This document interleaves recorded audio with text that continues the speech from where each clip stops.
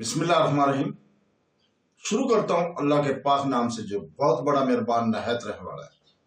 دوستوں، بہنوں، بھائیوں، بزرگوں، السلام علیکم ورحمۃ اللہ وبرکاتہ۔ ہمارا یہ پروگرام غزوات النبی صلی اللہ علیہ وسلم کی جنگوں کا بیانات، جنگوں کے بیانات، غزوات جو ہوئے تھے ان کے سلسلہ وار یہ قسط نمبر 45 ہے، جنگ احد کی۔ جنگ احد کے واقعات چل رہے ہیں۔ تو دوستو، ابو سفیان ایک تجربہ کار جنگی سالار تھا، اور وہ دوسروں سے بہتر جانتا تھا کہ اس کی فوج کو مارکہ احد میں جو سرسری فتح ہوئی ہے، اگر اس کا نام فتح رکھنا جائز ہو تو وہ ایک غلطی کے نتیجے میں حاصل ہوئی ہے، اور غلطیاں بار بار نہیں ہوتی۔ اس لیے وہ مسلمانوں سے خاص طور پر اس حالت میں جنگ کرنے سے ڈرتا تھا، کیونکہ اسے خدشہ تھا کہ ان کے ساتھ الروا یا الحمرا الاسد میں ٹکراؤ کرنے سے وہ اسے ایسی شکست دیں گے کہ جس سے اسے تیر اندازوں کی غلطی کی مانند غلطی نہیں بچائے گی، جو احد کے روز اس کی فوج کے سروں کی شکست کے ہتھوڑوں تلے لے آئی تھی۔ قریب تھا کہ وہ شکست تباہ ہو جاتی اور تیر اندازوں کی غلطی کے نتیجے میں حاصل ہونے والی فتح اس سے ضائع ہو جاتی۔ اللہ انہیں بخشے، بلا شبہ ابو سفیان کو یقین تھا کہ اگر مکی فوج نبوی فوج تعاقب کرنے والی غصہ اور حملہ آور جو فوج تھی کے خلاف جنگ کی تو اس جنگ کے نتیجے میں اسے شکست ہوگی، جو بدر کے مشہور مارکے کی جنگ سے بھی زیادہ بڑی اور سخت اثر والی ہوگی۔ اس لیے اس نے مکی فوج کے جمع کے اتفاق سے جنگ سے واپسی کا اور تعاقب کرنے والی نبوی فوج کے خلاف جنگ کرنے سے بچنے کا فیصلہ کیا۔ لیکن اس فیصلے سے، اس ریٹائرمنٹ کے حکم کی تنفیذ سے قبل ابو سفیان نے ایک ہیلا اختیار کیا کہ شاید وہ اس سے نبوی فوج کے آگے جو اس کے تعاقب کے لیے نکلی ہے اپنے عزم فرار کی رسوائی کو چھپا سکے۔ سو اس نے مدنی فوج کو ڈرانے کے لیے پروپیگنڈا دو پیچ استعمال کرنے کا فیصلہ کیا۔ وہ اسے اس وہم میں ڈالے کہ وہ الحمرا الاسد میں اس پر حملہ کرنے اور اسے تباہ کرنے کا عزم کیے ہوئے ہے، کہ شاید وہ مکی فوج کے اپنے مقام الربا سے مکہ کی جانب مارچ کرنے سے قبل ڈر جائے اور جس راستے آئی تھی اسی راستے سے وہ مدینہ واپس چلی جائے۔ اسی طرح ابو سفیان ان عربوں کو جنہیں حیرت اور استغراب سے مسلمانوں کی اس مکی فوج کے تعاقب میں روانہ ہونے کا علم ہو چکا تھا، جس کے متعلق مشہور ہو گیا تھا کہ اس نے اسلامی فوج کو شکست دی ہے اور مارکہ احد میں اسے تباہ کر دیا، سمجھا رہا تھا کہ اس نے نبوی فوج کو خوفزدہ کر دیا اور اسے مدینہ واپس جانے پر مجبور بھی کر دیا۔ اس طرح مکی فوج پر فاتح فوج کا رنگ باقی رہ سکتا ہے۔ اس طرح ابو سفیان نے بنو عبد القیس کے ایک قافلے کو جو مدینہ کی طرف جا رہا تھا، حضرت نبی کریم صلی اللہ علیہ وسلم کی جانب ایک تحدیدی پیغام دیا، جس کا مضمون یہ تھا کہ ابو سفیان نے حمرا الاسد میں مسلمانوں پر حملے کا عزم کیا ہوا ہے اور محمد صلی اللہ علیہ وسلم اور آپ کے صحاب کی پنجگڑی کے لیے روانگی کی نیت کی ہوئی ہے۔ اور عمرو عبد القیس کے قافلے نے ابو سفیان کا تحدیدی پیغام حضور پاک صلی اللہ علیہ وسلم نبی تک پہنچا دیا، لیکن رسول کریم صلی اللہ علیہ وسلم نے اسے دھمکی سے تجاہل اختیار کیا اور آپ کا عزم کمزور نہ ہوا، بلکہ آپ اپنی فوج کے ساتھ حمرا الاسد میں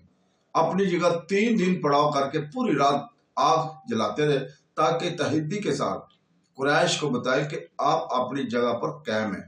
اور ان کے خلاف فیصلہ کن مارکے میں حصہ لینے کو تیار ہے۔ اور یہ کشیدہ دو پیچ مسلمانوں کے عزائم کو کمزور کرنے میں فائدہ مند ثابت نہ ہوئے، اور ابو سفیان کو اسلامی فوج کی ثبات اور اس کی جنگ پر اصرار کرنے کا یقین ہو گیا۔ وہ مسلمانوں کے تحدی کے سامنے واپسی کی آر کو اپنی فوج کے ساتھ عسکری جان بازی میں شمولیت پر فضیلت دیتے ہوئے، جو قریش کی شہرت کا ہمیشہ کے لیے خاتمہ کرنے کا سبب بن سکتے تھے، لوگوں کے قول کے مطابق آندھی کے سامنے جھک گیا اور پشت پھیر گیا۔ بس وہ مکہ واپس آ گیا۔ وہاں سے حالانکہ حضور پاک صلی اللہ علیہ وسلم ابھی تک اپنی فوج کے ساتھ حمر الاسد میں پڑاؤ کیے ہوئے تھے۔ ابو سفیان مکی فوج کے ساتھ بھاگتے ہوئے الروا سے واپس آ گیا، باوجود کہ اس کے فوج کی تعداد اس اسلامی فوج سے 4 گنا زیادہ تھی جو مدینہ سے اس کے تعاقب کے لیے نکلی تھی۔ ابو سفیان کے الروا سے مکہ کی طرف واپسی آ جانے کے بعد رسول کریم صلی اللہ علیہ وسلم بھی اپنی جان باز فوج کے ساتھ سر بلند ہو کر مدینہ واپس آ گئے، اور اس دلیرانہ فوجی حرکت سے آپ نے ایک واضح سیاسی اور فوجی فتح کا ریکارڈ قائم کیا، اور حمر الاسد کا یہ کامیاب دستہ دلوں میں مسلمانوں کی ہیبت اور ان کے مقام کو دوبارہ قائم کرنے کا سبب بن گیا، اسی لیے کہ انہوں نے اس بہادر دستے سے انتظار کرنے والے منافقین، یہود اور احراب پر ان کے ظن کی خرابی اور ان کی سوچ کی غلطی ثابت کر دی، اور یہ کہ وہ ان کے خیال سے بہت زیادہ طاقتور ہے۔ اسی طرح سالار رسول پاک صلی اللہ علیہ وسلم نے اس سرئی حرکت سے سب عربوں کے سامنے ثابت کر دیا کہ ابو سفیان حقیقتاً مارکا عہد میں فاتح نہ تھا، اور اس کی فتح کی کھوکھلی فتح تھی جو صرف ایک غلطی کے نتیجے میں حاصل ہوئی تھی، اور بڑے بڑے فوجی ماہرین گزشتہ اور موجودہ نے تسلیم کیا کہ حضور پاک صلی اللہ علیہ وسلم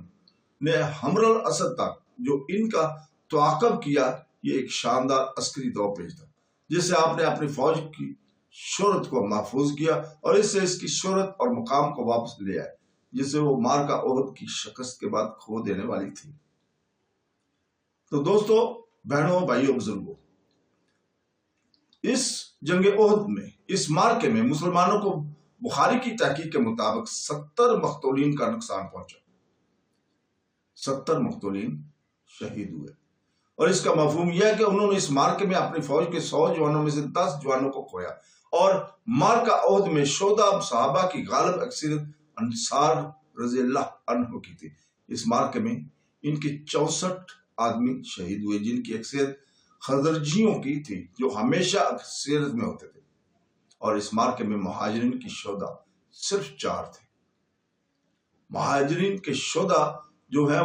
ان میں نمبر 1 پہ بنو ہاشم بن عبد المناف سے حضرت حمزہ بن عبد المطلب، جنہیں جبرین محتم کے غلام وحشی حبشی نے شہید کیا۔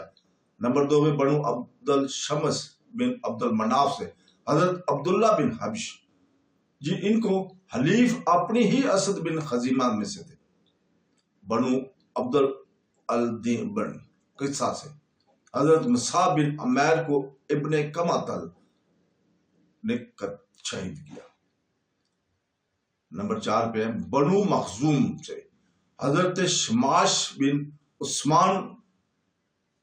کو شہید کیا گیا۔ اس طرح یہیں پہ ہم آج رکتے ہیں، کل انشاءاللہ تعالی اسی سے آگے ہم بیان کریں گے۔ اللہ حافظ۔